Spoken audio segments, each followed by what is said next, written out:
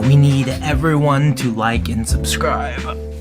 Hello everyone, welcome back to the podcast. It's me, Dante Elephante, aka Ruben Zarate. This is your intro for this week, episode 36 with Ezra Black. Ezra Black is a good friend of mine, Tim. He's a good friend of mine. We usually stay with him, and shout out to Caro for everyone in Houston who lets us crash at their place, man. We get a little into that, and honestly, man, I'm sad.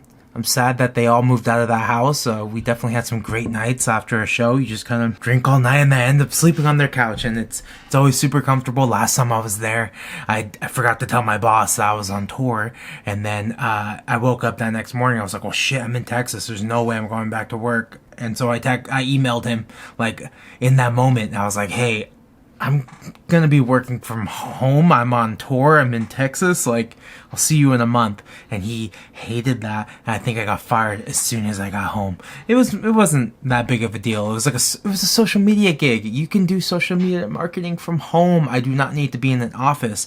And that is something we are learning with this pandemic, is that I do not need to work at an office anymore. Most businesses should not be wasting their money on real estate, on offices. Do it online if you can. And I think it's just a little learning curve of how to successfully work from home.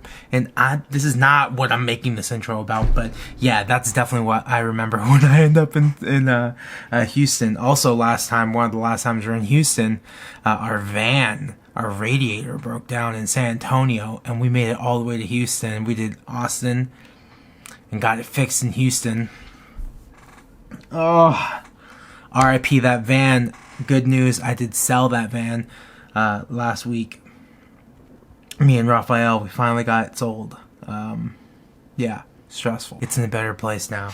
Ezra Black, good friend of mine. Glad we got to chat. He hit me up, and I was like, yeah, hell yeah. We haven't talked to you in a while, and he's working on music. He talks about the band he was in. He was signed to a major label back in the day, and he kind of talks about his experience with that and seeing gentrification in Los Angeles. He lived in LA for a long time, and another week, another day. But I'll just say this: the Dante Elephante podcast is completely 100% sponsored by the people. There's no brands. There ain't shit. I would love a brand. As soon as I get a brand to sponsor this podcast, I think I'll be in a better place. But you know what? I got you. Thank y'all. Thanks everyone who's joining the Patreon. My apologies if I made this before anyone new joined the Patreon. But Andrew E. Roth, Ashley Brinkley, and Joseph Hallow, thank you so much. We love you. I'm trying to think of new things to put on the Patreon. I'm constantly thinking of new tiers, or like, what can I do to make these Patreon things better? Like the DJ mix is slowly turning into a radio show where I'm talking in between some of the songs, I'm kind of liking that, because everyone's like, do a radio show. You should do a radio show on KCSB, the UCSB station, and my bass player does one, and I'm sure they're really fun. But I don't know. I think I'd rather just do this Dante radio station subscription thing. I kind of like that idea. So check out the Patreon. Once again, Patreon should be right here. And t-shirts. The t-shirts. This is the biggest news that I haven't talked about yet. The album. You can pre-order the album now. The link is in the description for that. Thank you for everyone. We had a really exciting week with dropping Emotion. That was insane. Thanks for everyone streaming right now. The response has been insane. Thank you so much. I love that song. I wrote that song right around, I wrote Call Me on the Phone, and then I wrote Emotion, but then Emotion didn't make it. For some reason or the other, Emotion didn't make Rare Attractions, and it just didn't fit. I remember showing the band, and I was like, oh, maybe I could do it this way, and I don't know, it just wasn't fitting, and it just wasn't right for that project. So it's gonna be on the new record, and yeah, I'm excited. It's cool. You can pre-order it now. Translucent blue vinyl, and I don't know if we're allowed to announce some of the other stuff we're doing, some of the other colors that we're doing, and how to get the coveted yellow vinyl. I don't know what I can say and what I can't say right now. So we'll just keep it at that. Ezra Black, thank you for coming on the podcast, man. I got some really fun podcast guests coming up. If you have questions for like Jerry Paper or Little Wings, I'm doing that one soon. By the time this comes out, I hadn't done. Okay, by the time this, here's my my Golden Girls calendar. It's like all over the place. By the time this comes out, the Little Wings podcast will be done. So don't give me your questions for Little Wings, but I am setting up an interview with Warrenton and Jerry Paper and Chris Cohen. Those are coming up. So if you got questions for those people, Chris Cohen's awesome, Jerry Paper's awesome, Warrenton, the homie Warner, it's gonna be great. Yeah, enjoy this podcast. Sorry I ranted. It's longer than I'm used to, but I feel like I'm getting used to talking directly into this camera. And if you're listening in audio, I realize a lot of people listen to these in audio. Thanks for listening. This is great. Let's keep the ball rolling. Ezra Black, thank you. Like and subscribe. YouTube, like and subscribe. Like and subscribe. Ooh. Okay, we're going. Ezra Black, how are you? Doing well, man.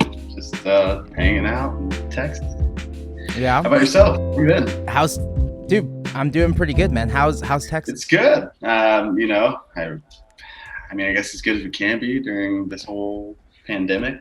And yeah. But some cool things happening with music, family. My younger brother just moved back from New York, so it's always cool. He was definitely one of the first people I started playing music with. So now we're just like refiguring out how to collaborate together. So yeah, through online. Yeah. But he just bought a house here in Houston, so yeah. Cool. So he set up a studio, so we're gonna be jamming today. Actually, I'm really excited about it. Oh, that's awesome. Are you still in that same house? No, actually, we moved. So the Ed Munson house is no longer. Yeah. It sucks. It was definitely a crazy time. Crazy in a good way, just like so many musicians coming through. You got like some of the people from triathlon coming through. It's just fun. Yeah. It was a great place to be, and Gil and Kato. I think we all miss it, but it's one of those moments where it was a moment in time, and everyone was sort of moving. Yeah. And so it was cool though. I don't know if there's pictures, but there's definitely memories. Oh man, we always had a really good time, like coming through Houston, and like, we get to see Gato, we get to see, everyone. To be fun, man. And then seeing all the guys, seeing Brother Sports in Austin, like it was so fun. Like, yeah, man, I know. I really miss those times. Just like music, man. I'm sure I know you understand. Just being able to be out there and doing what you love. Yeah, I know. It's been real difficult during this quarantine, but I'm starting to get I'm getting used to it. Yeah. Dude, it's like extra hot today. Is it hot over there? It's actually pretty nice. I mean, pretty nice. It's like in the 80s, okay. 90s. But, for Houston standards, yeah. Yeah, we're supposed to be getting a cold front this week, so I really look forward to that. Honestly. Oh, that's good, man. We got a big fire brewing over there, so it's getting real hot. Yeah, I have some friends in Los Angeles that were saying like they woke up to like ash on their porch and stuff like that. So it's like that's crazy. Yeah, it straight up smells like a barbecue. Straight up smells like a barbecue right now. Actually, Jenny, could you close the God, to have my girlfriend close the window. It's getting bad. Not the barbecue you want to. It's yeah. This is not the barbecue I want to get invited for. Yeah, right. That's crazy, man. So you've been working on this project Ezra Black for a while now. How long have you been working on this project? Yeah, man. I guess it's 2020. So I think I created Ezra Black about the beginning or middle of 2018. So it's really only a year and a half, maybe 2 years. And at first it was really like I had gone from playing, I was a signed musician in Los Angeles, and I moved back to Texas, and I was really just trying to figure out who I was as a human being. I think music had consumed every aspect of my life that I didn't really have time or the chance to grow up, and figure out who I was as a person outside of music. And so with that being said, yeah, Ezra Black, it's been about 2.5 years or 2 years close to it. And it's been great, honestly. You know, like a lot of it at first was really just like, hey, I'm just writing music. I don't really care what I do with it. It just felt good to be writing again. And then I think whenever I started hanging out with like the satellite crew here in Houston, you know, one of the first people that I met musically was Derek from Montreal. And, you know, he introduced me to Gil and pretty much everyone else that I've met since that time, like, you know, Gato and all them. And, you know, they've been great friends and also just great community leaders, as well as just, you know, good people to soundboard off of, you know. Like whenever we had that house, as you were mentioning, you know, it's like at a point, Gil and Derek were living there. So I had two musicians I really respect and look up to, like helping me sort of just create a vibe to create the music for ideas. And then whenever Gato moved in, you know, I had someone who wasn't a musician, but definitely loves music and was part of the music community, be like, hey man, like you should talk about this topic, or like, you know, this topic's great, like you should release that song, you know, why are you keeping it hidden? And so, you know, because for me it's like music is, I think for every musician, and I'm sure you can attest, it's like music is super personal, you know. And so to be able to like, first I'll just put it down on pen and paper and then record it is one thing, but then putting it out to be digested by listeners, it's definitely takes a lot of courage to put it out there, you know. So I appreciate it. Yeah, sometimes you need that push from someone. Yeah, someone outside yourself, man. Because I mean, I'm sure you know too. Like when you self-produce, you're always working on one song. You know, like it's definitely like having trying to cook a meal, but you're hungry and you know you have all the ingredients. But you're like, what do I do? That's so true, man. I think it's so, I don't know, it's so rewarding to finally put stuff out, but like also, I don't know, there gets to a point where like I'm just like, okay, out, but what's next? I need next. Like, you know, especially because you've been working on it for so long, it's like I need more. I always need more, but maybe that's just I agree with you. I agree with you there, 100%. Yeah, you're coming out with something new too, right? Yeah, we just announced the album today, like an hour ago. So I had to wake up and do that. And then I was like, oh, I need to eat something. And so I went and ate something. And then we went to Starbucks. I got me the Impossible breakfast sandwich. Have you had that yet? No, but I have had an Impossible burger and I'm all about it. You know, like. So now Starbucks has the Impossible sausage sandwich. And it's fucking awesome. So we just grabbed that and then came here, and now I'm doing this. And then yesterday I started making bagels for the first time. Oh, that's a mission. So now, big mission. Yeah. So I have a full day. People have been like, what have you been doing during the quarantine? I'm like, I'm busy. I'm very busy. Joe. Every hour. I have something to do every hour. Nah, I don't know. But then again, like, and then, you know, honestly, like, this is a time for other people. I've talked to a lot of people now doing this podcast, and it's a really common thread that like people need this time. Like it's really stressful. People are stressed out, and people need to just like chill. And I also get that. But for me and how I work, I need to keep going. I can't just take this year. I can't take this year off. You know, 100% there. Yeah. I've been. But also, oh, sorry. One more point I'll make. Also, I just think that it's so hard to create in the quarantine as well. Like I've written 3 songs, and that's like I did that the first month, and I haven't written shit since. No, I 100% agree with you there. And I've had some friends ask me about that as well, and it's like, well, you know, I just finished school for coding, so I'm really focused on you know, trying to find a job in this quarantine, the pandemic era, and which is crazy. And then also, like, I'm in a really great relationship, and so, you know, most of my songs are about troublesome things, and so it's like, honestly, I don't really have material right now. Like, life's good.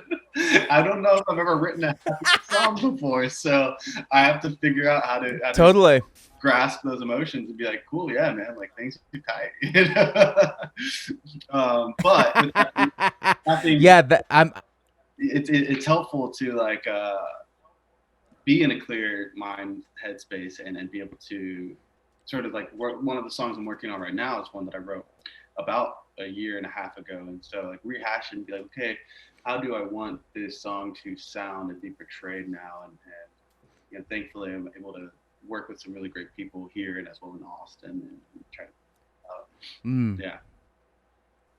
That's awesome. Yeah, no, I understand completely. When you're in a stable relationship, it's hard to write because you're so used to writing about the new love or the love lost, and now you're just like in that in between. And you're like, okay, time to write some domestic ass shit. But isn't that what like Paul McCartney Ram? Isn't that like just like a big domestic record, like Eat at Home and all those other songs? Yeah, like, man. You know, and you got You're My Best Friend by Queen. It's just like, hey, dude.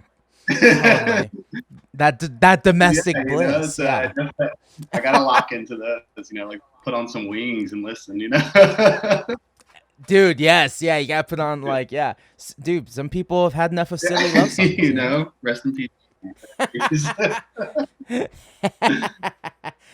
So you said you were living in LA. How long were you living in LA for? I was living in LA from 2006 until 2014. Yeah. So I was 17. Oh, wow. Yeah. My brothers, you know, we grew up doing music together, and they got signed to Universal Records, and I think it was around 2005. And I had been playing music, you know, sneaking into their room before I went to school at like 6 in the morning and picking up a guitar and playing. And I got pretty good, and to the point where they stopped getting mad at me for playing their stuff, to be like, hey, like, yeah, play some stuff. And so I was in my junior year of high school. My parents, you know, my brothers were like, hey, we got signed. We want him to join the band. And my parents were like, no, dude, this guy's going to college and all this other stuff. And I was like, fuck that. I'm going to LA. You know, like, every 17-year-old boy's dream, you know? And so I spoke with my parents, and they're like, okay, well, if you want to go, like, you got to graduate high school early and do some college. And so the summer of my junior year, that would have been going into my senior year, I did about 9 hours of college, and then did homeschooling. And while I was doing homeschooling, I was doing practicing for the band and doing some more college. So I really put in the effort to be in LA. And then, you know, I was in LA, and that was a crazy but good experience. You know, my first night there was just like, you know, I met one of my our manager was Tony Sciola, and he managed Eagles of Death Metal. And, you know, I was all about that rock and roll life. And, you know, so I think the first day we went out there, we visited him at his house, which was amazing. And the next day he's like, hey, they're playing at the Henry Fonda. Do you want to go? And I was like, hell yeah. You know, so we watched the show. I'm blown away. And then afterwards he's like, do you want to go on the bus? And I'm like, yes. And so, you know, that led to me walking home at some point in the early hours in the morning to a Denny's that was like a mile and a half away from where we lived. And it's my first day in LA, so I didn't know left from right. And so I'm in this Denny's, and I pass out, wake up, and there's like a table of cops staring at me. And I call my brother. I'm at this Denny's, and he's like, dude, you are way on the other side of town. Like, you need. So I walked home from Denny's all the way. I was from Echo Park, like over there area, to Sunset and Highland. So first night in LA, and then what a crazy really first set night. the tone for the rest of the time. Echo Park in 2006 must have been a lot different than the Echo Park we know today. Oh yeah. Were you guys living in that neighborhood, or what neighborhood? Well, yeah, like as I mentioned, the first place I lived in was Sunset and Highland. Like right there, it was. I think it's a Chick-fil-A now, but at the time it was a Carl's Jr. And cool. You know, that was back whenever a pack of Bugler rolling tobacco was literally 99 cents. Like I could find pennies on the ground next to bus stations and save them up and go buy like a pack of rolling tobacco. And smoking's not cool, kids, you know, but you know, hey. No, dude, yeah. But to each their own. Hey, I'm not gonna knock anyone for stuff that I know I for sure did. But yeah, that's true. But yeah, Echo Park was way different. You know, like whenever I first moved to Echo Park in probably 2008, I would think. 2008, 2009.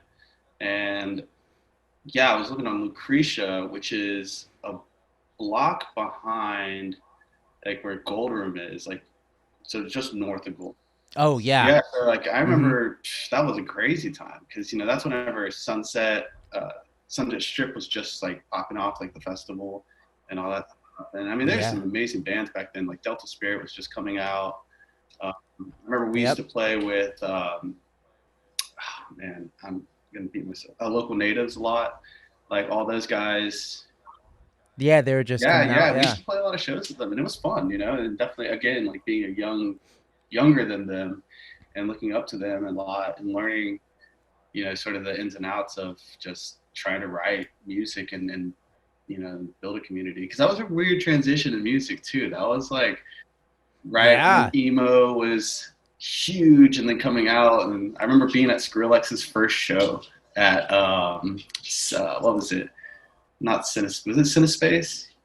Yeah, like Elmo Lovano, really great Oh drummer wow. and musician. He had his band that was playing, and yeah, dude, Sonny Skrillex played his first show. We were all like, "What the fuck is this?" That's like, insane. And now he has a massive building in downtown LA, which is like the Skrillex offices. yeah, man. I mean, I remember Yeah. sitting there and being He's like like, what's going on? I thought it was cool, but I didn't understand what he was trying to achieve. And I think that's where like a lot of my time in LA was spent. I came from a small town in Texas, like Richmond. They're rap, country, and oldies. I mean, Houston's infamous for 94.5 The Buzz, which is like yeah, for newest in sure. rock and roll. Like, here's some Nirvana, It's like, so a lot of my time in LA was, again, being a cocky 17-year-old kid, being exposed to so many different ways of life and so many different types of music that it's like, even to this day, I truly try to shut up and listen, and really like experience it as a fresh listener all the time. Because, you never know what's going to be big, and you never know like how something in its infancy will grow. It's so cool. That's one of my favorite things with music is Yeah. watching musicians develop, whether it's genre like Skrillex did, or like as bands, like one of my favorite bands, it's pretty probably atypical, but like the Strokes, like they really, I think that they did a great Yeah. job of expanding and maturing with their audience, and so I think that's what something, definitely with Ezra Black, that is something that I want to be able to do. I think, I'm already in my early 30s, and I want to be able to write music that younger kids, in their teens can listen to and appreciate, but then as they get older, maybe start to understand like what I'm trying to say in those songs, and the lessons that Yeah. my biggest thing now is definitely wanting to help guide people through rough times, because, I think my time in LA, I didn't ask for that kind of help, and I should have, and I definitely didn't Yeah. have anyone. I had people who cared about me, but I didn't know how to accept or listen to that kind of wisdom, I should say. So, yeah, Totally. What's say there's a kid right now. Say there's a kid right now listening from Houston. He's like, I want to make that. I feel like I need to be in LA. I need to be in LA. Do you think they need to be in LA, or can you be a successful artist living in Houston? man, that's tough. I think that someone, if they want to move to LA, they feel that need. I think they should go. I really Hmm. think they should go, Okay. because everyone should test themselves. Like you should. For me, when I went out to LA, I thought I was one of the baddest musicians around. I was like, man, I'm a bad mother, like Yeah. shoot. When I got out Yeah. there Yeah. and started playing with other bands, I was like, man, I suck. I suck. And it was a good thing, because I was like, okay, cool. I can only get better. If I push myself, I can only get better. And I think that if anyone from Houston or anywhere else, small town, wherever they are, wants to move to a larger city to expose themselves, I say 100% do it. But be mindful of who you are really on the inside. Don't lose that aspect of yourself, because that's definitely one thing I know. Yeah. When I went to LA, I had that rock star mentality, and I wish older me would have been like, dude, scratch that. You're a sweet person, be sweet. You know, like I'm tough, I can get into fights and all that, but you don't need to. You know, you can drink and do drugs and smoke with the rest of them, but you don't need to. You know, like you need to be focused on your music and what you're trying to do with that. What are you trying to accomplish? So that's all I would say. You know, like, yeah, go pursue your dreams. Now, do I think it's a necessity? I don't think so. You know, I think the cool thing that we have now is all of this technology. You know, like MySpace was just happening whenever I was. Like, you know, I remember being on MySpace and inviting thousands of people that I've never met, never will meet. And, you know, it was like what we had to do, you know, and then like we still had street teams back then, you know, MySpace street teams. And man, I remember that. Yeah, like plastering up posters on like, you know, billboards and stuff like that, trying to run from the cops, you know, like did it. Yeah. You did it. And so yeah, man, I don't think it's necessary, but I think if people want that experience, they should go experience that for themselves. Because, you know, as crazy and some of the crazy stuff I did, some of the mistakes that I've made, I don't really have any regrets. I think the only regret I have is like I didn't finish college and I didn't take music as seriously as I could have probably when I had that opportunity. I think the advice I always give people too is like, you know, if you're 18 and you want to start a band, like you should do it, but you should definitely finish college because realistically, no one's going to care about your band until you're like 22 anyways. Yeah. You know, and by the time you finish, you know, you're 18, you get out of college by 22. Okay, now do your thing. Yeah. And you're still young as fuck, but you think you're old. So you think you're running out of time. Bro, you barely just started drinking. Level up. Yeah, exactly. You barely started drinking and you're legally allowed to drink, like enjoy the, you know, go play some shows, like go see what it's like, but like you don't have to do that at 18. And that's the advice I would have given myself, because I just like dropped out and I was like, I only want to play music. This is the only I'll get a job and just start playing music. Yeah. And the fuck, none of that shit happened until I got a little older. Yeah, I agree with you there. But yeah, 100%. I know. Yeah. Did you ever live in LA, or you always been in SB? I did, yeah, for like 3 years, from 2015 to like a little bit before 2018. Okay, yeah, so we just crossed. Yeah, but like, you know, my experience in LA was like I was working all the time to be able to live there, and so it's like, why I'm working so much, and then I worked at this pizza job, and they had me working Friday and Saturday nights. So what's the point? I can't go to shows. Wasn't the idea we're supposed to network? Wasn't that what we were gonna do here? Like, and now I'm just like hanging out by myself because I didn't know anyone. So, and like my only friends were other bands I saw at shows. So we only saw each other at shows. We didn't like just hang. So it wasn't as great for me, but I enjoyed it and I loved it. And I was in Highland Park and I love that neighborhood still. And nice. I love it. Yeah, I was right there towards the beginning of the gentrification. Yeah. And a part of me felt weird, but then I was like, dude, I'm Mexican. Like, it's cool. Right. I'm poor. I'm broke. Like, I am not gentrifying this city. Like, I'm just living in it. Yeah, I think that's always been a struggle too, is being like Mexican American or Latino, Hispanic, whatever national, however heritage description you want to use is. It's like you know, at the points of gentrification, it's like, are you a part of it, or is it just something that you know? When I lived in Echo Park, it's like, dude, I'm not afraid or feel threatened, like, either by the people that live there or by like having to go to a taqueria and like order in Spanish or something like that. Like, no, I did that as a kid. Like, it's no different. You know, I think it felt weirder as gentrification really took over the neighborhoods, and you sort of had to like spruce it up. It's like, you know, it's gentrification is a tough thing to discuss in the sense of what's right and what's wrong, because you know, at some points you do want those neighborhoods to become beautiful and prosper, but you know, if they lose their DNA, was it the same, or you know, it's a whole ship of Theseus complex that. I heard AOC kind of put it in a nice way. I love me some AOC, and she said, like, you know, there's honestly in theory, there's nothing wrong with gentrification. We want our streets to look beautiful. We want to have nice businesses and people shopping and the economy thriving. The problem is the displacement of the original people who lived in that neighborhood. Yeah. And for some reason, we can't have both. We can't beautify our neighborhood and kick everyone out. Like, if we could find a way to do both, keep everyone there, but also just make the neighborhood nice. Yeah, and I think, you know, but I don't know. That's a lot of systemic diplomacy that goes on there, and I agree with that 100%. You know, I don't think she's wrong at all. You know.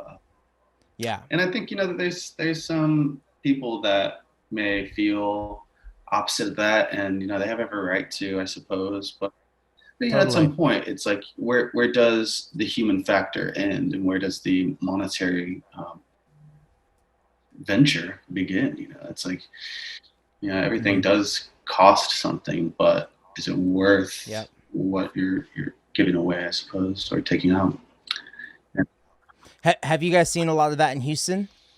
You know, it's Houston. It's happening. I think it happens at a slower pace than the rest of the country. I want to say, for the most part, Houston is a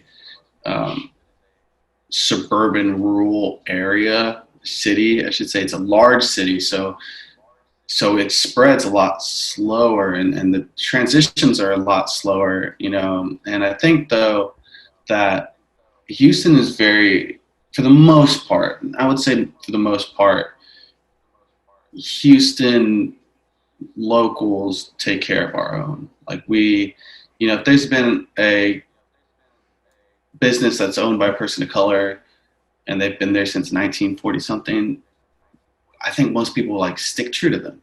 You know, whether or not the neighborhoods around them is changing, you know, it stays there.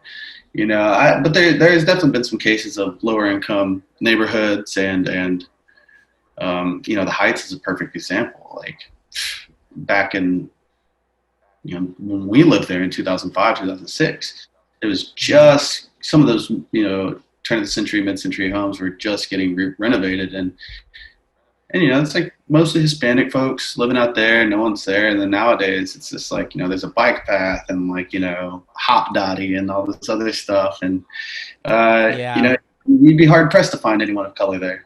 You know, that's outside of a certain pay range. Yeah.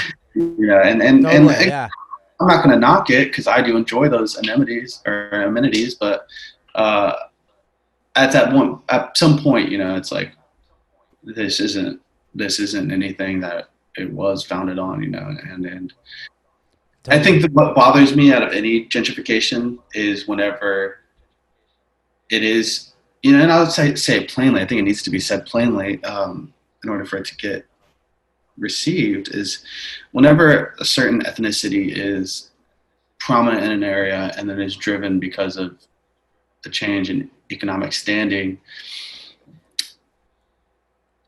whenever they're not allowed back, that bothers me. You know, whenever it's like a predominantly Hispanic neighborhood becomes gentrified, and then a predominantly Caucasian people move in, and then whenever Hispanic folks try to move back in and are sort of, you know, given that weird stare or that silence, that bothers me, you know, because I think that, you know, some of those American standards of like, yeah, it's the American dream, bust your ass, make your money, you can have that.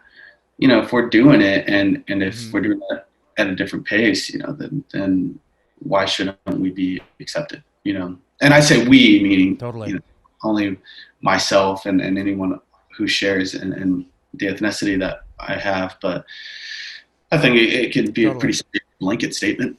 Yeah. That's why I wrote the call. You know?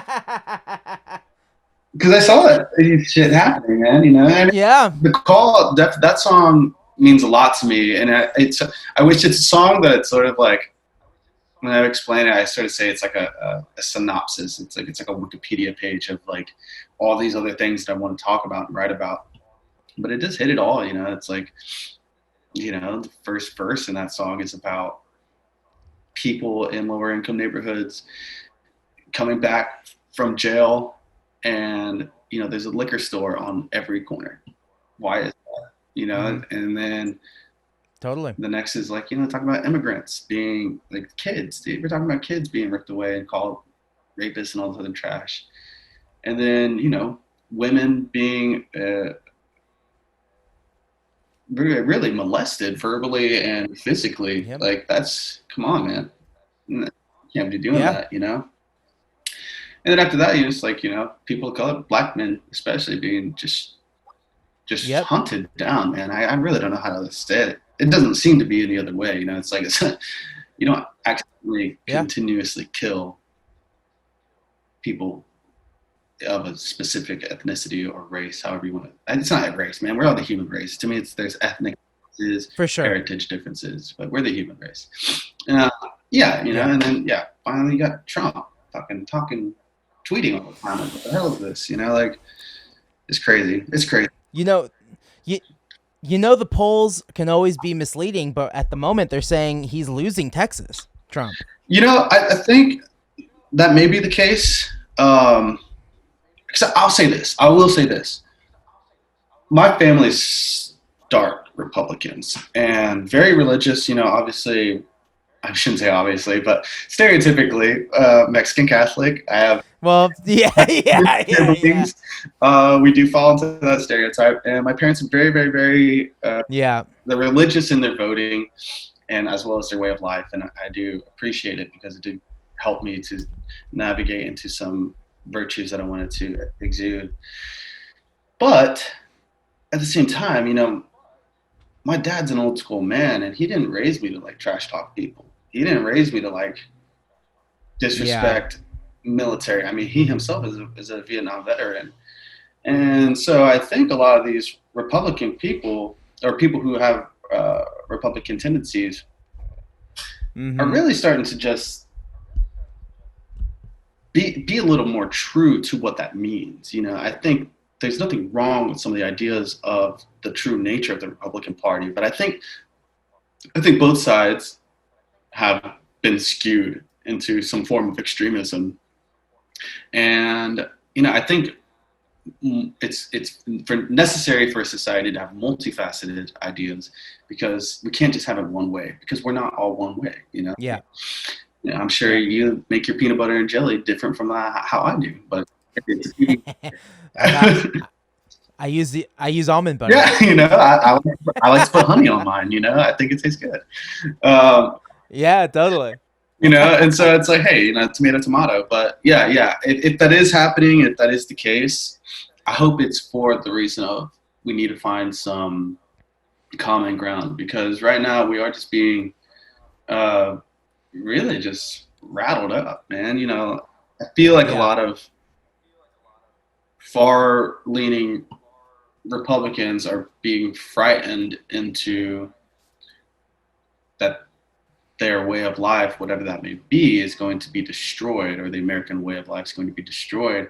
And, you know, I tend to find myself feeling in the middle of either diplomatic thinking, and I would never want that. You know, again, like, I'm not Republican, but I would never want some of those traditions to go away, because I think they're good for people in general. But also, like, I don't think, you know, the far left leaning ideas are 100% great. You know, it's like, okay, well, we do got to think some things out, you know, because, you know, you don't want diplomacy to end, you know, or democracy either, you know. And I think that should be the big topic in the room for both sides to discuss. It's like, hey, how do we keep our democracy alive? You know, and our civility towards each other. You know, like, again, it's not all one way of life got us to where we're at, you know. So we got to really talk about that and listen about it, man. I think that's the biggest thing is, you know, again, having my own personal beliefs and talking to family members. And I have a lot of family, you know, like, and one thing I've learned is, like, hey, they're mad about something. And, you know, I went to therapy for a while for anger issues and a lot of stuff that I hadn't addressed from my youth. And one thing I learned was, like, no one ever listened to me. That's why I was so pissed off all the time. So if someone's pissed off, the first thought that I try to have is shut up and listen. they're obviously something is bothering them. So you want to be able to help them understand what it is so they can help you understand where they're coming from, you know?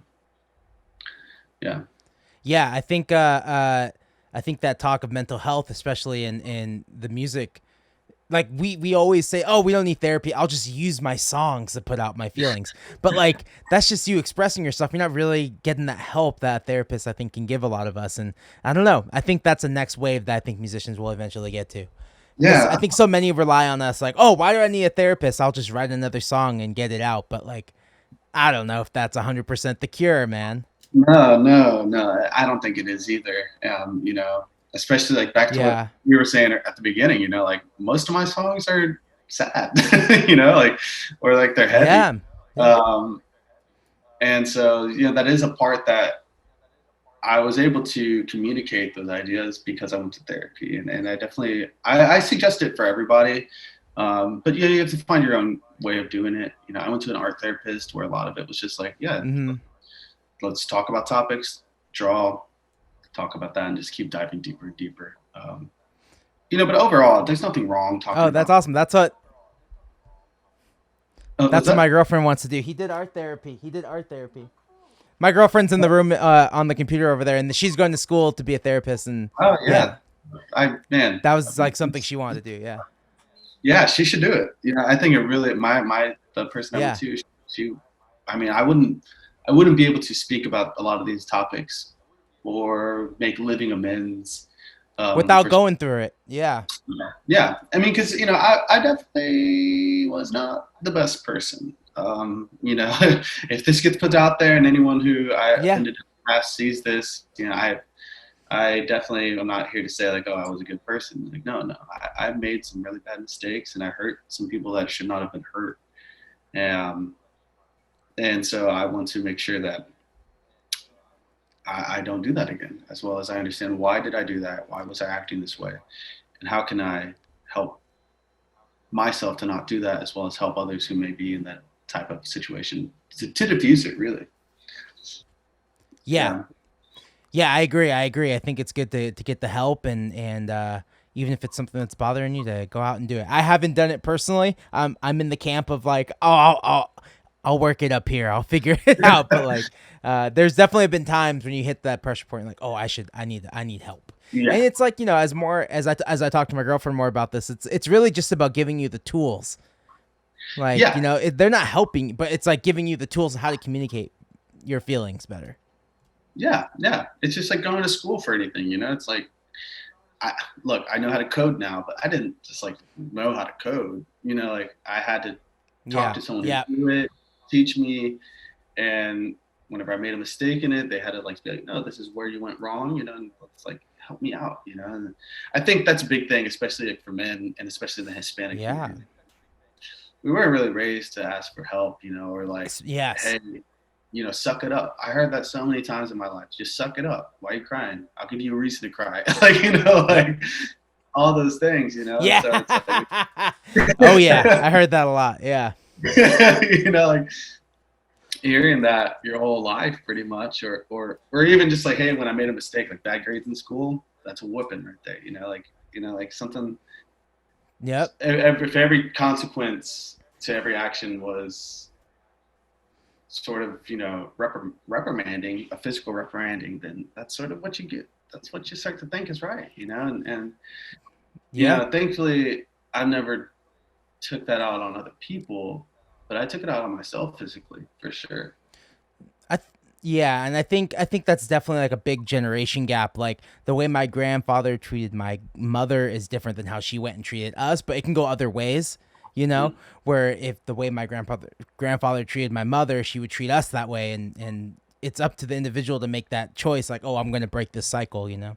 Yeah. And I think I definitely experienced my fair share of that discipline, but like it wasn't nearly as bad as like when you start talking to other friends. You're like, oh, you guys really had it bad.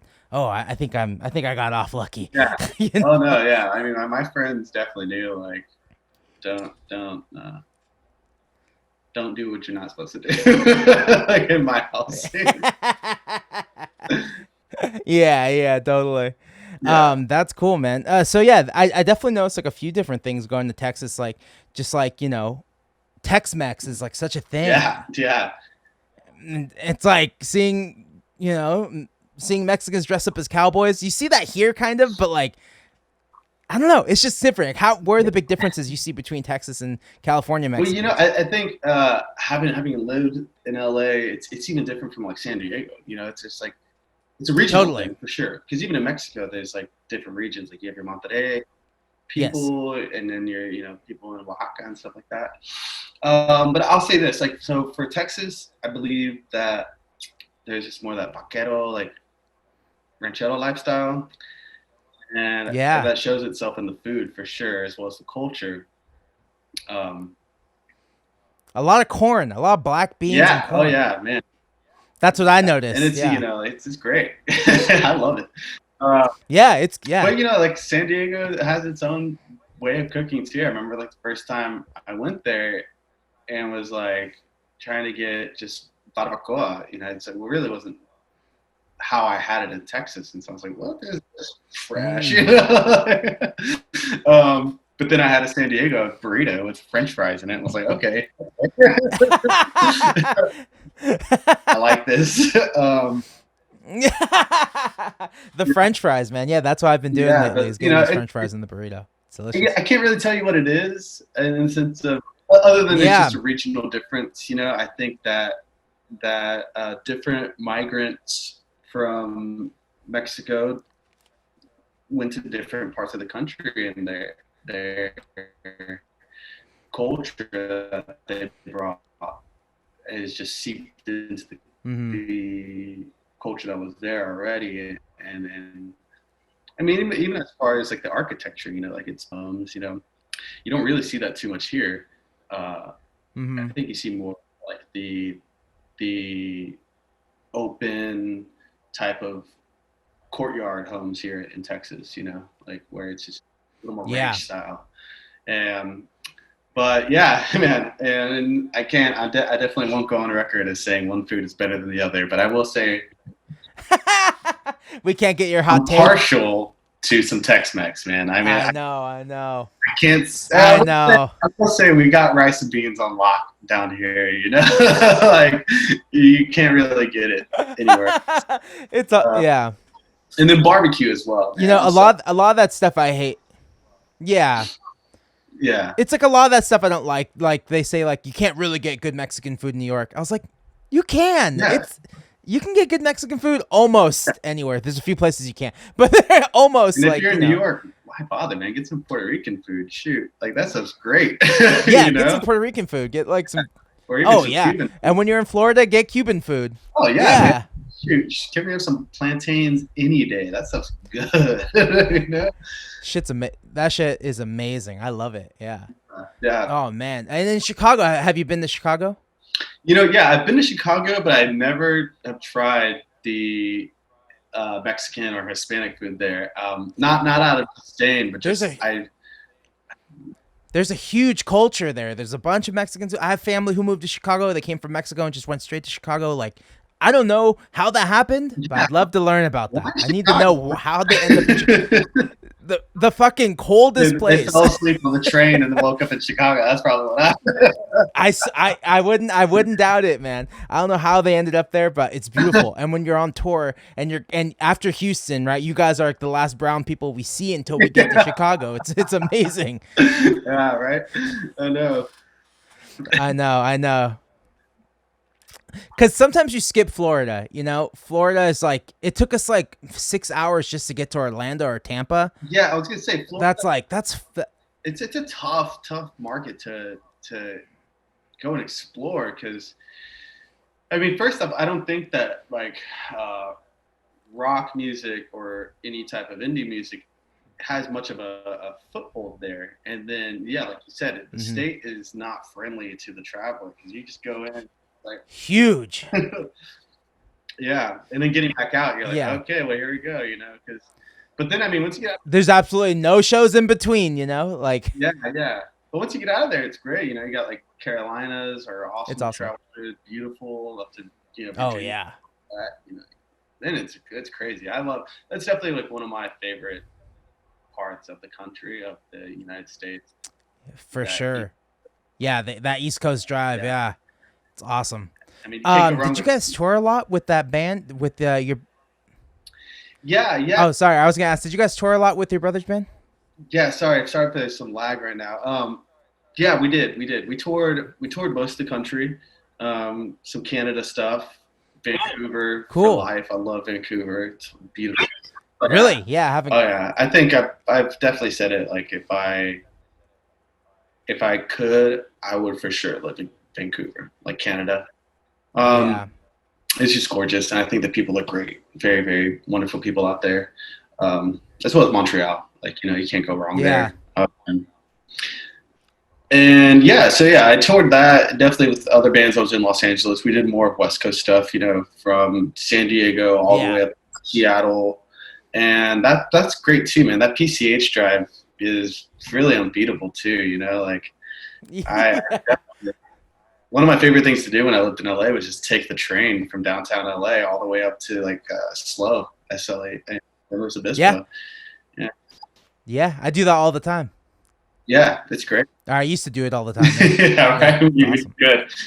But yeah. So there was touring there, but then also I was a traveling salesman for fashion stuff, and so I did a lot of driving and traveling with that.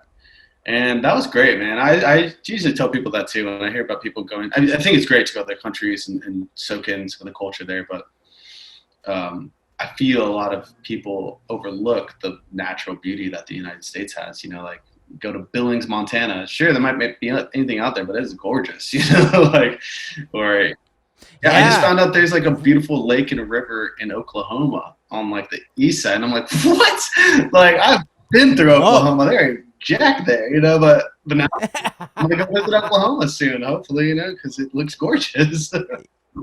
Yeah, I had a tour booked earlier this year, and one of our stops was Billings, Montana, and I was like, "Oh hell yeah, I've never been to Montana. I can't wait to go." And hopefully I go again. But like, I hope so. And I think like like what we were talking about politically earlier, like if more people in our country went and visited each other, we would be exposed to each other and sort of understand like why people feel certain ways about certain things. Because I will say that's one thing I learned a lot in my travels is like why certain areas have stereotypes, but then also like why they sort of have certain leanings mentally or culturally, So I highly encourage it, Yeah. Yeah, everyone should go. Everyone should sleep in a 15-passenger van at least once. We slept in a Waffle House in in the Waffle House, like in the parking lot of the Waffle House. I mean, and it was brutal. Oh, yeah. It was hot. It was humid and nasty. I don't know. It fucking sucked. No, thank you. I was talking. But then you wake up and eat Waffle House. You eat it at night, and then before you go to sleep, you wake up, eat it for breakfast. Hey man, that's there's worse things. There is worse things. Yeah, I miss Waffle House, man. There is not a Waffle House in. I don't know. There might be one in California, but like I don't think there is. Oh yeah, I don't think. I think it is more of like a south to southeast thing. Like. Oh yeah. I'm pretty sure like there's even like a I forget what it's called exactly, but like when there's big storms and hurricanes, it's like a Waffle House indicator. Mm-hmm. Like if the lights are still on at Waffle House, everything's fine. You're good, yeah. How bad a situation is based off the Waffle House and rivalry. I love it, dude. I love it. I love that the food's so cheap and it's like I think it tastes good, but it doesn't matter if it tastes good. It's so cheap. Right? Like who cares? And it's open all night. Yeah, I love it. There's such a culture around the Waffle House that like you just don't get at Denny's. You don't. There's definitely a I always have that vision of walking into a Waffle House and some woman who's worked there for 30 plus years like, Hey, sweetheart, what can I get you? Yes, totally. Yeah, we asked that woman, the woman that I don't even have to tell you, the woman. And I asked her, I was like, hey, is it cool if we sleep in the parking lot? She's like, oh yeah, I do it every time. I do it all the time. I was like, oh, okay. You know? Oh. Hell yeah. She's like, yeah, just don't let the truckers, just hide behind the truckers or something. I'm like, oh my God. Okay, sounds good. Giving you the ins and outs, baby. But then I found out you could sleep at a Walmart parking lot. Yeah, Walmart parking lots. I don't. That's what they say, right? It's like they're cool with it. Like, yeah, because most of them are. Well, I remember when most of them were 24 hours. Like, I think Walmart was one of the first major stores. So I was like, hey, we're open 24 hours a day. Yeah.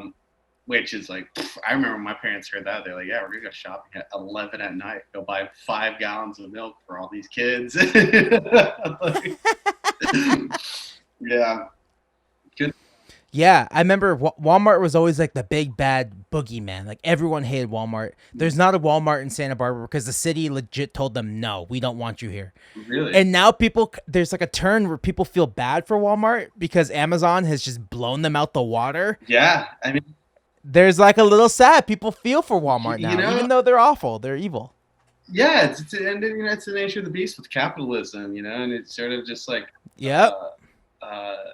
There's always a bigger fish out there, like Amazon's the biggest fish. Dude. We're talking megalodon shark there, buddy. Yeah, seriously. Yeah, it's pretty wild, man. Like I just, back where I grew up, it used to be nothing but trees, pretty much for the most part. And I went down there to visit my parents, and I was like, "What's that large? Like, it's almost like an acre." Building that they're building. It's like a parking garage. Oh no, it's a new Amazon warehouse. I was like, what? Wow. It looks like it could store a small town. It's crazy.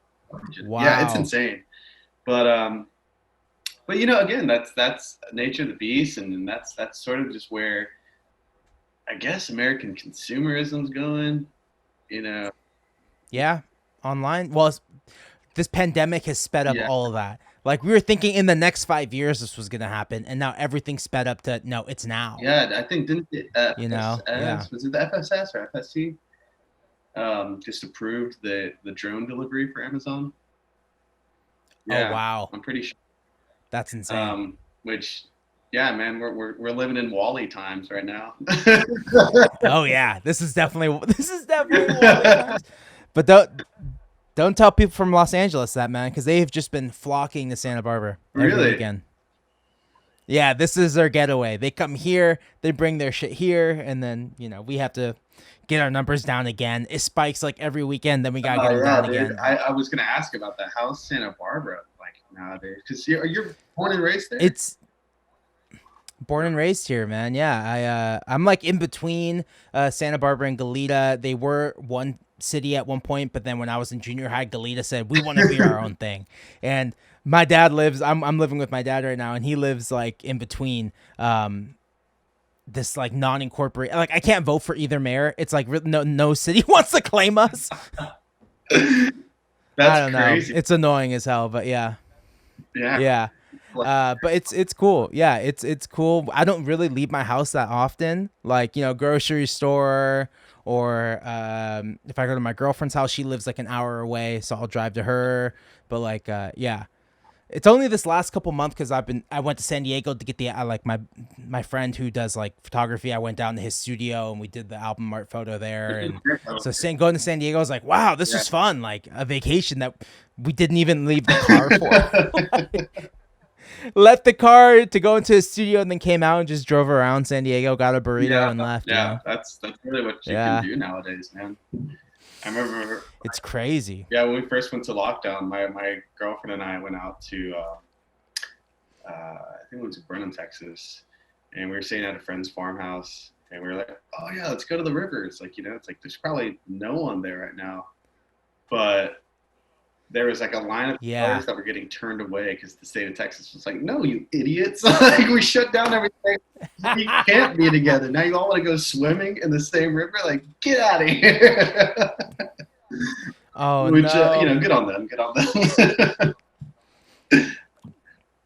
Well, Texas was like the one that was like, they closed and they're, all right, we're back up. They opened up before everyone and then they shut. Yeah, you know, and that's, I think that's where, you know, as far what you mentioned earlier about maybe some Texas leaning the opposite direction, maybe going a little more blue, is, you know, everyone wanted it to be open and it's this whole survival of the fittest thing, and it's just like, hey man, do you like being sick? Like, just in general, like, I hate being sick. I hate a sore throat. I hate when it's pretty outside and I'm sweating and chills on the inside. You know, I just hate it. So, yeah, why are we opening back up? You know, thankfully, you know, a lot of the people that I associated with were really, I think they had the mindset right, but they're like, hey man, we can keep our bars and clubs open, but do we want to risk that for the sake of money, or do we want to just like keep our community healthy and safe? And you know, that thing, unfortunately, they've taken a hit, but at the same time, like when they do reopen, I think they're going to get that support that is needed, because they were paying attention, you know, and I think Texas, you know, unfortunately, you know, we've definitely been hit hard, and it's crazy, you know, it's like this could have all been avoided. You know, there's definitely a lot of lives that have been lost because of what? Because of what? You don't want to wear a mask. You want to go have a beer, you know, like, go buy a fucking 6-pack of Lone Star at the corner store and chill the fuck out. You know, like, oh man, you don't need Luby. You don't need to go eat or shit like that. It's nice. Sure, you have the money for it, but like, okay, it's your right to do whatever you want. Cool, man. But do you need to exercise that at the expense of someone else's life, you know, or potential life? You know? But again, that's just a personal opinion, and I'm sure like there's going to be folks that don't subscribe to it, and that's fine, you know. And I'm not here to argue it. Yeah, you're entitled to your opinion, but I think it's those same people that, like, whenever shit hits the fan, they're the first ones to reach a hand out to ask for help. Yeah, totally. And how's the satellite doing? Are you still working there? Are you still involved? Like, how? Yeah. Still in, you know, in the lineup to work there whenever we reopen. We've been discussing it, and it's so tough, you know, like, you know, because the way that Texas is doing it now is, if we want to reopen, we have to get a food vendor's license. And then it's like, okay, we could do that financially, but then we're putting that food vendors at health at risk.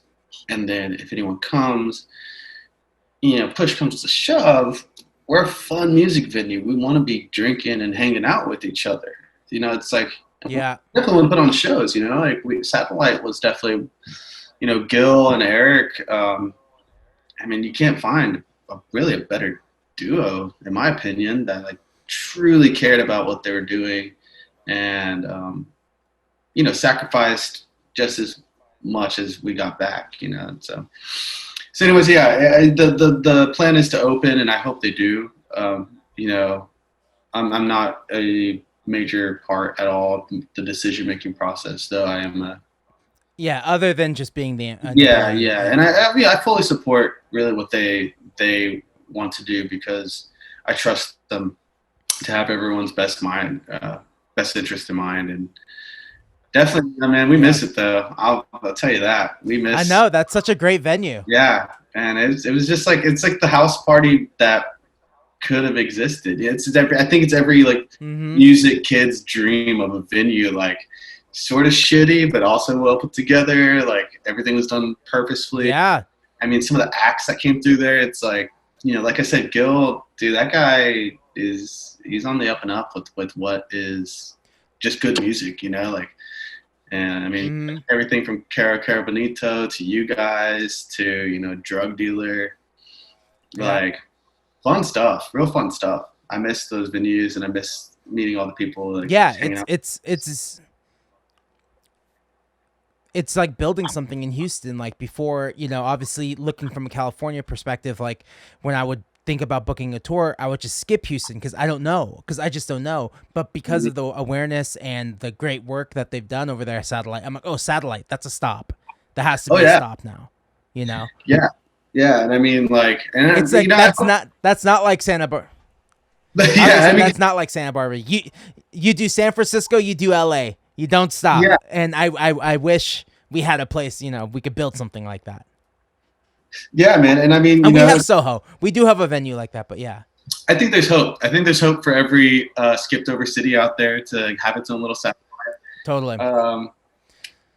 That's actually how El Paso feels. Yeah, El Paso is a crazy, like, I played El Paso and they were so fucking stoked. They're like, thank you guys so much for coming. Like, please come back. Like, El Paso loves you. Like, I was like, oh shit, this is awesome. I mean, well, that's where At the Drive-In came from, right? Like, hell yeah, that's why I having excited. I was like, oh yeah. Yeah, man. I mean, there's huge Hispanic, and I think that's the cool thing about Satellite too. Is like,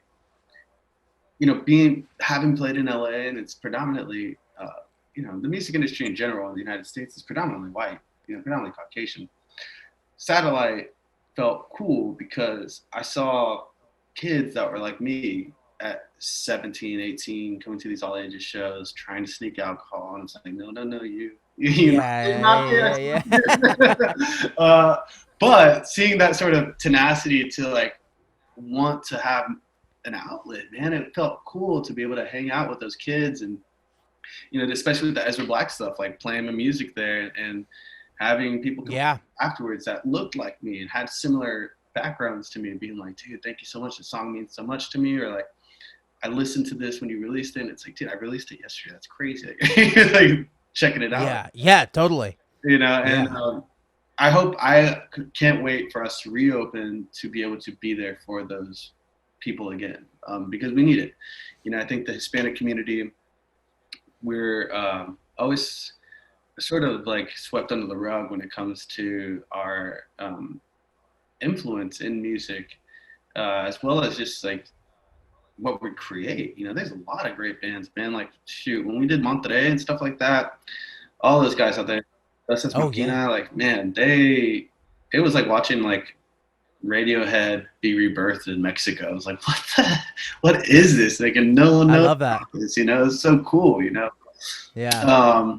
But yeah. I love Satellite. I hope every town can develop their own satellite, and I hope that bands all over the country really start stopping in Houston, because we lost a lot of great venues over the past couple of years, like Fitz, Walters, a lot of these venues that really helped build cool communities in their moment in time, and I definitely hope that Satellite is one of those places that just doesn't go away. Like, it'd be cool to have it be like sort of a institution, CBGB type of institution,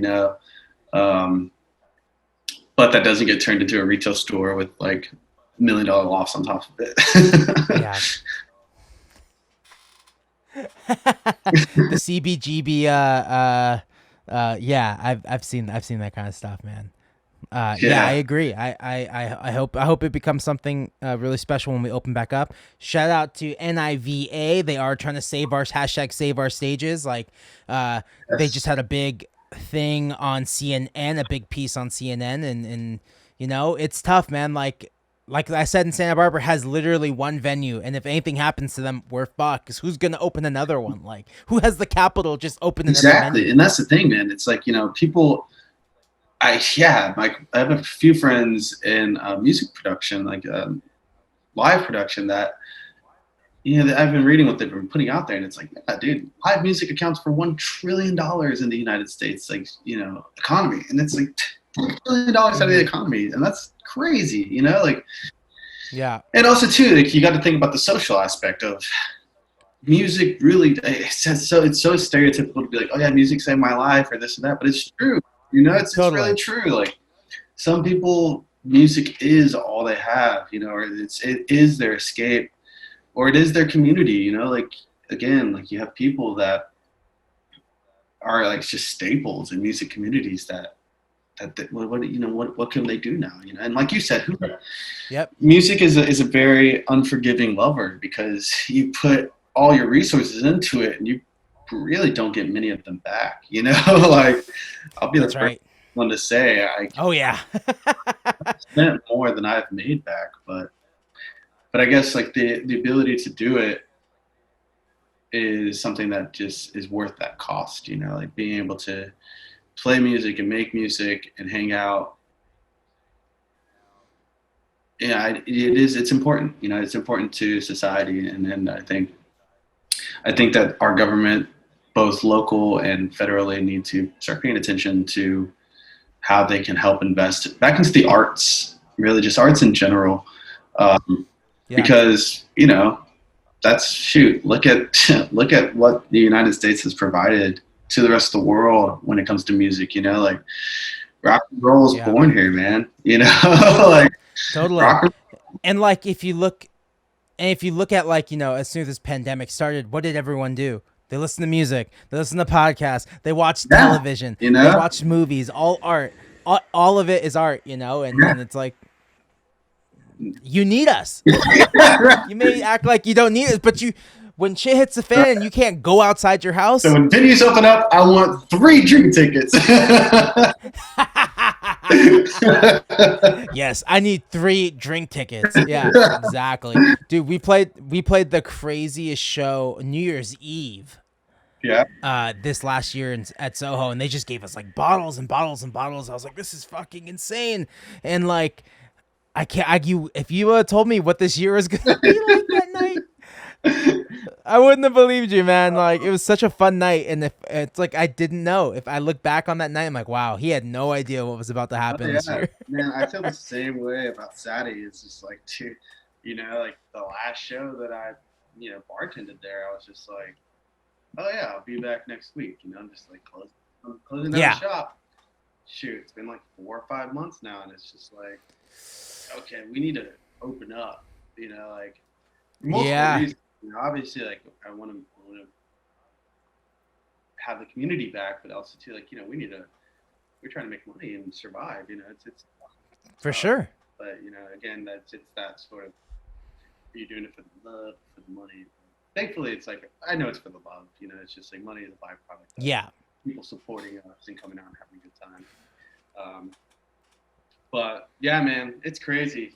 Like I really hope that we meaning the music community and the arts and culture of all these cities in the United States, like, really gets up. I mean, Austin, it breaks my heart to even begin to think about how Austin is treating its venues right now. You know, it's really terrible. It's especially that, man. Yeah. Like, the city is what it is because of music, straight up. You know, like, sure, we had UT there, like, it was a beautiful little river town, but it became Austin City because of music, you know, like, and I mean, that's where it's like, I think it's painted at the airport, like live music capital of the world, and it's like, well, shoot, you're letting all your venues close down, and you're building condominiums on top of them, you know, you're not helping them stay afloat, you know, and again, I think the biggest thing is Texas, we didn't pay attention to the rest of the world, what was happening. And so now we're having to play catch up with this virus, and it sucks that we didn't pay attention, and there's a lot of people, side effects to that, people being affected by that, and definitely music being the biggest to me personally. Yeah. How crazy, man. Yeah, hopefully we can get back on track. So what's next for you, man, in your project? Man, well, I'm working on this new song called Lady Justice. I know you saw that video that I did for Wonky Power, and it closed. Yeah, they did a little festival, 7-day festival, where people bought tickets for each day. And cool. The last song that I did on my performance is called Lady Justice, and I'm working on that right now with a friend, Kerry McGraw, out in Austin. He's part of a couple groups, but his main thing is modern medicine. But yeah, we're going to put that out. And then after that, like I said, I'm going to be working with my brother now that he's back here at home. Yeah, honestly, like, there's no... Guys are going to get the band back There's together. no better collaborator. I mean, all right. You guys are going to call Universal. We got the band back together. Let's do it again. Yeah, man. I mean, shoot. We would love to do it independently, man. I mean... Yeah. More power to any artist that's being signed and hopefully, you know, cashing in through the major label. But, you know, I think Did you guys not have a great experience doing it through the major? Thankfully, I think we had a very unique experience. Monty Lipton was our main guy there, and he really understood what we were trying to do musically. And I think he also, thankfully shared that little piece of humanity where he saw us as people as well as artists. And he treated us really nicely, and they let us out of our contract, really with no harm, no foul. I'll just say it like that. So we didn't have a terrible experience. We definitely wish that we could have been pushed more, but I think the biggest thing for us, and it really did happen to us this way, was, we were a group of 4 Mexican or Hispanic brothers with a half Japanese French guy playing English type rock and roll. It's like, what are they doing, like none of them except for the English French guys speak Spanish, so it's like we can't really market them in Mexico. So yeah, man, it was not the perfect storm. Is that project anywhere online? Can people hear that? Yeah, that one's called Astra Heights, and so we did a self-titled album on Universal Republic, and then after that we worked with Swing House Studios, and we did a recording or an album with Brian Irwin, and I think that one was called Ship Theseus, and that one's a beautiful one, man. I think that was sort of our. And then after that, we worked with the guy named Yoav Gorin, who works in music production for television and film, and he's just amazing person to work with, super talented musician as well. And yeah, man, we put out some really great stuff. That's where I cut my teeth with songwriting as well as working with production, and those lessons, man, I'm trying to use them now when it comes to it all, because it's just freedom. Now I have freedom to do it all myself, and really the maturity to sort of think back on what those guys were trying to tell me when I was in the studio, and they're like, no, dude, like, do it like this. Yeah. So Astra Heights, it's ASTRA Heights, HEIGHTS. Cool. Yeah. We can check it out there. My stuff, Ezra Black, that's the Spotify and all that jazz. I love that track, man. I love what's fuck. I was listening to it right now. It's the most listened track on your Thrilled Up. Oh, Twisted Up. Twisted Up. Yeah. Twisted Up. Dude, that song's a banger. That one's again, like that's so I guess like I haven't spoken about it, but Ezra Black, it's a weird project because I look one way, and if you go on my Instagram, I have my face painted and all this other stuff. So I look really like intimidating and mean, but then I'm like, singing sweet pop songs, or I do write poppy songs. And then I think I even have it on my description. It's like psychedelic cowboy pop. Totally. Because that's sort of how I feel. That's what I want the project to be, is just like, hey, these are topics and different areas that I want to speak about. And I think with that, because of my experiences with other musicians, playing in other bands, I am able to write different types of music. And so for me, it's really just about serving the song. Like the song, I want it to be this, like Twisted Up. It's a pretty heavy topic because it's about, it's about like someone talking about you, and you're like, yo, like you're messing with the wrong person. Like you must be thinking about someone else. I know you're not talking about me. But it's a sweet pop song, so it's like, how do you make this juxtaposition or this almost ironic, like, sort of heavy subject matter with like a poppy song, and it's catchy, and like everyone's like singing,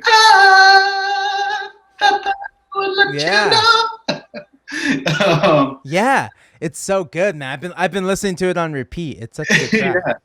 No, thank you. I love that song. I honestly, I forget about it a lot. That's a problem I have, is I'll write songs and be like, oh yeah, I forgot I wrote that. Oh man, yeah, no, that one needs a video. That one needs and that's how I feel too about like So this next song that I'm working on, Lady Justice, is a big one. And then I have an album that I'm working on called Hardworking Man. I'll let you in on that. And cool. Yeah, that one is. There we go. Yeah, it's based around a song that I wrote probably like 3 or 4 years ago. That really is just about like, you know, being a average worker here in America. It's like, yeah, you're on this weird 9-to-5 grind for what, you know, like for baseline survival. And so a lot of the songs are going to really sort of focus in around that, you know, like, and I look forward to it. I'm going to be working on that with my brother, and I look forward to putting out something hopefully by the beginning of next year. But who knows, man? With all this time on our hands, it might be sooner than that. So yeah. Yeah, totally. That's what's up next in the Ezra Black map. Hell yeah, man. Dude, what's the best way for people to support Ezra Black? Man, really through Bandcamp. You know, they do those Bandcamp Fridays, and I put out a record called Midnight Tide, and that one's for purchase there. I'm working on some merch right now, a little behind on that, but you know, again, I think for me the biggest thing is like making music. So if anyone wants to support, that's a great way to do it. But ultimately, you know, Spotify. I do have a SoundCloud, so it's Ezra Black Music on SoundCloud and Bandcamp, and then Ezra Black on Spotify. If they want to follow me on Instagram, that's always great too. It's a good way to find out where everything's happening, what's happening. I do try to stay up to date on that, and that's just Ezra Black. Hell yeah! Well, dude, we can wrap this up, dude. Thanks so much for. Yeah, man. Thank you for having me. It was great seeing your face, and I'm excited to hear your stuff. And man, I can't wait to have some laughs and have some this Sunday is like food. And next time we see each other. That's what's been the best part of this podcast during the quarantine. Like I get to just hang. I get to reconnect with the homies, and that's what it's about. Yeah, man, absolutely. Yeah, and tell the Dante Elephante guys to say what's up. Rafa, for sure. I will, man. Dude, yeah, dude, Rafa is insane. Love that guy. Guy's crazy. Love that guy. Okay, cool. I'll talk to you soon, man. Good. I'll talk to you later.